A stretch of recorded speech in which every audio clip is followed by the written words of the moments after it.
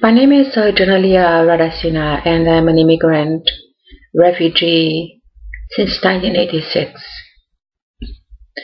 I came in this country with my 11-year-old baby, single mother, and ended up in welfare. The father of my children was in Canada as a refugee as well, which I ended up marrying him 3 years later. Here in Washington State, I had an American family as an immigration sponsor. Without them, I could have not made it. The welfare department paid me, one adult and one baby, $340 a month, and a little over $100 in food stamps. No housing, nothing else. When I had my second child with the father of my children in '89, they raised my income to $500 a month for 3 people. Now, an SSI individual, which is Social Security Disability, is paid $600 plus $160 food stamps and full medical coverage. That's one level up, I may say. It's a privilege to be disabled in this country because of more money. In 2007, I applied for Social Security disability benefits because of excruciating pain, which in diagnosis is defined as fibromyalgia, pain of the muscles and joints.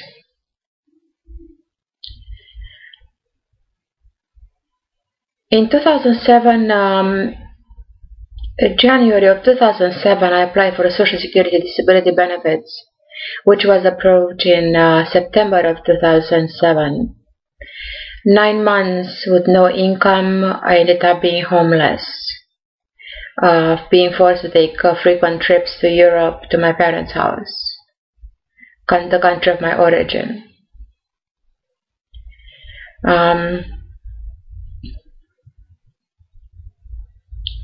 When it was approved in September, I was paid $814 and no right to medical insurance unless I had to pay one, to buy one.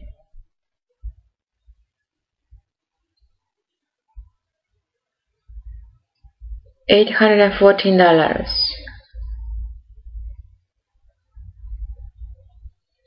My income from earned living was ranged around $340,000 on income accumulated in about 6 years. Right now I have accumulated about $380,000 as earned income. And the reason my income went up in Social Security disability benefit was because of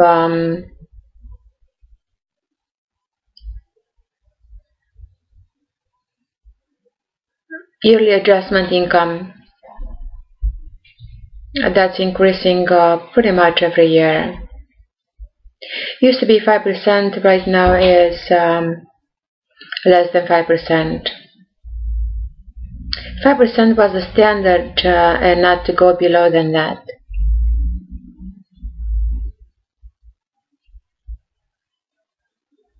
When I ended up on Social Security disability, I had to apply for DSHS. It's called a spend down program, where you pay about $1,200 in medical bills, where you have to show that you accumulated this much amount in medical bills in order to give you a medical coupon. 2 years later, which was 2009, the Social Security switched me to Medicare, and with premiums paid by the Department of Social and Health Services, which is about a little bit over $100 a month. The Medicare I receive, even currently, does not cover 100% my medical bills. I have to pay copays on my medications and about 10 to 15% in all my medical bills. Pretty much so. So, up to date, I accumulated a great deal of medical bills, unpaid, because there is no income to pay such, to finance the medical industry. Then I'm making a pause a little bit here because the system is so complicated that it's very hard. It's not difficult to put it into words. I want you to grasp the whole picture, to realize what the system is like. For instance, I have an acquaintance who is also on SDI is called, Social Security Disability Income, and he receives about $760 and $130 food stamps, which makes him about $900 a month income. This individual receives full medical coverage, and I don't receive full medical coverage, and I don't receive dental or vision.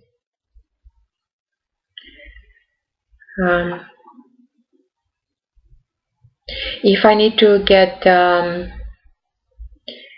another coupon from the DSHS, I would have to show proof that I did acquire about $1,400 in medical bills, and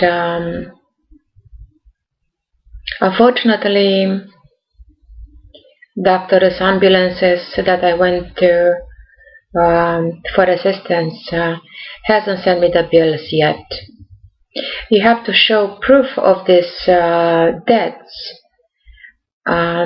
within a 3 months period.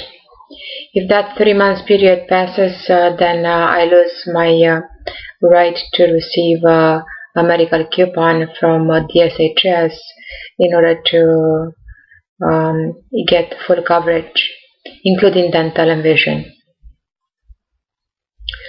So, as you can see,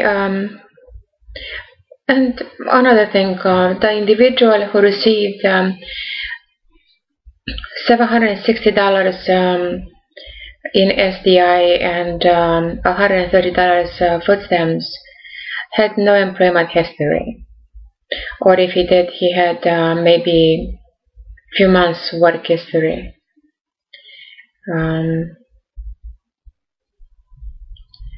And I can keep going on. I can keep going on with giving such examples, which the system is full with living proof of how the system operates at different level and with certain individuals. To me personally, it was a great injustice, more or so intentionally done by the people working with my record and spelling the ultimate decision for financial support.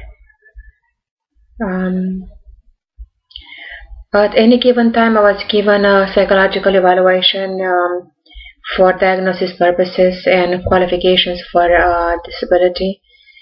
In fact, when I self-evaluated myself in handwritten form, I explained that my main concern was physical pain. And it was physical pain since then, 2007, even before that, on a daily basis. Just recently I was diagnosed with fibromyalgia officially, and been treated for it and feel a little bit more comfortable. During winter seasons I live with a great deal of pain because of the cold season, the cold weather, cold currents, and which amplifies my pain level.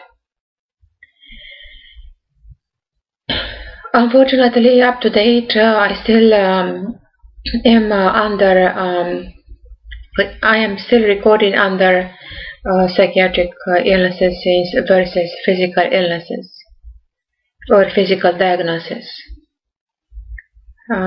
This makes a big difference in society because of the stereotypical format in the social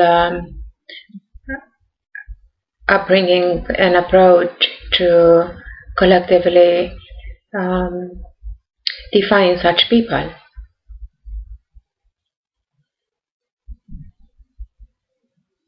So once I got on the internet, and there was a test about the Social Security, and I noticed that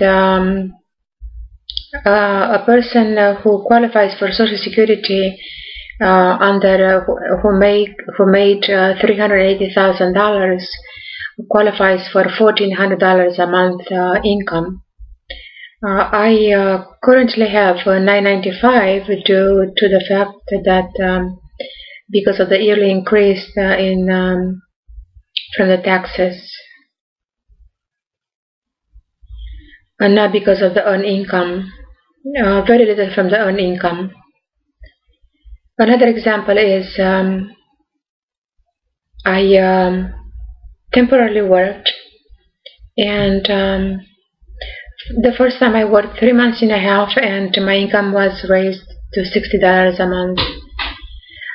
Then I worked 2 months and a half, and my income was raised only with $22. And on pretty much the same income.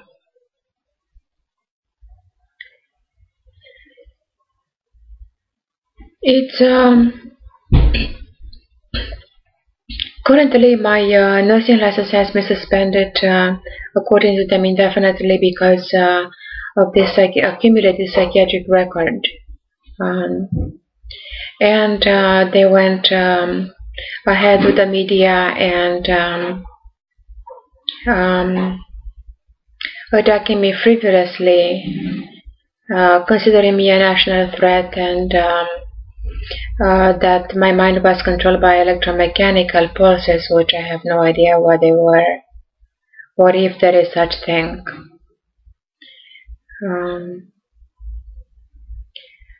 And the way I was describing, the way I was described in the article posted by under Seattle Weekly over the internet was being called batshit crazy and the crazy,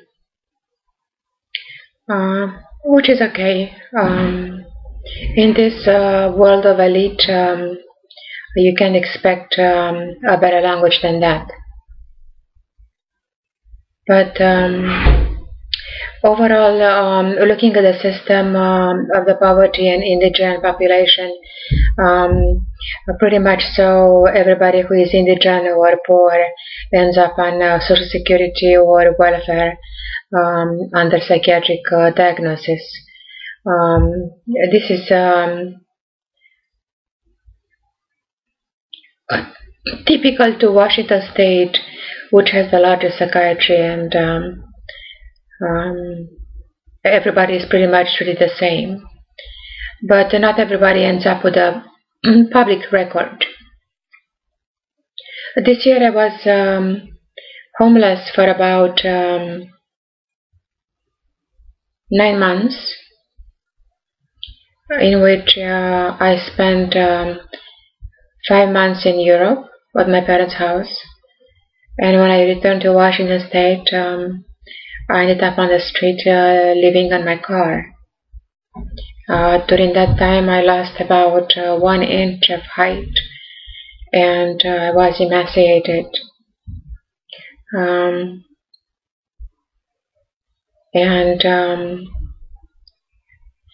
For my best surprise, I noticed that there is a large database under my name registered as well with the police patrol and the police force, which was contributed by the Department of the Psychiatry. When my nursing license was suspended, was because of the psychiatric records, and because of my nationality, and because I had a word spoken against the system. I'm not just anybody, as you can see, thinking logically about the inconvenience of living in Washington State and how stereotypically we are treated, how unfairly and how unjustly. It is, there was one incident this year when I was homeless at a space where we smoked cigarettes at a shelter from downtown Bellevue. I burned a Romanian Eurodollar with a cigarette lighter, and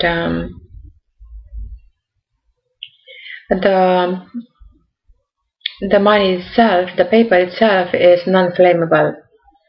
And I was reported to the police, and I was arrested. And as they call it, and adding to my vocabulary, I was taken to jail and taken a quotes mugshot on a virtual camera over the internet. And from there I was taken to, without any investigation. There was no investigation done, no interrogation, no nothing. And from there I was taken to the emergency room, and from the emergency room taken to an emergency shelter where they have surveillance cameras for the poor to watch over a very unhealthy environment and dangerous.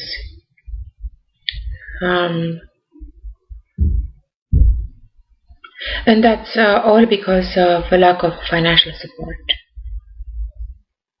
And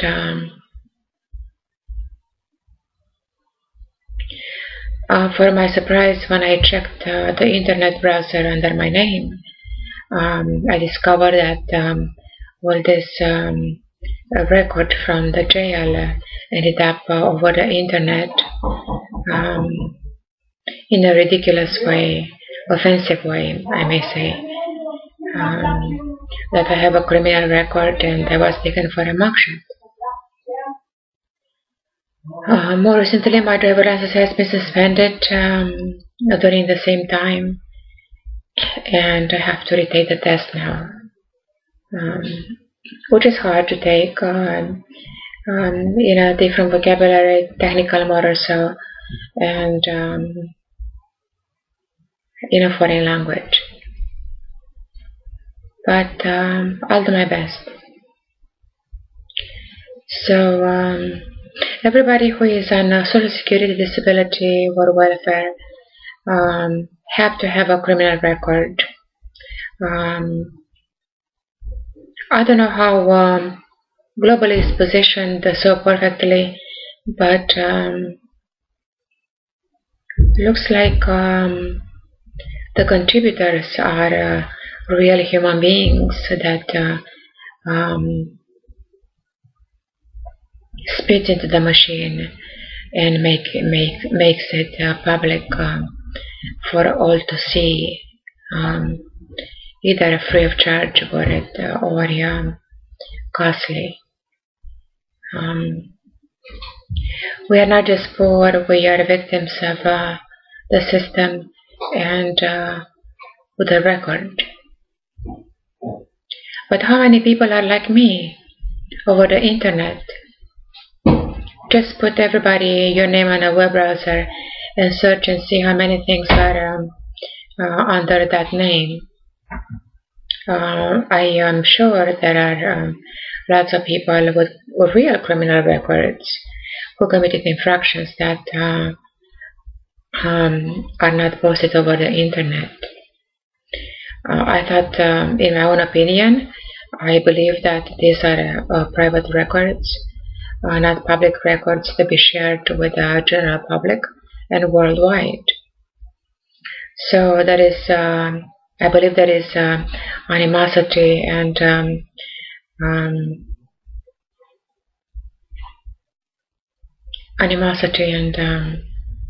special interests these people have with me. Thank you.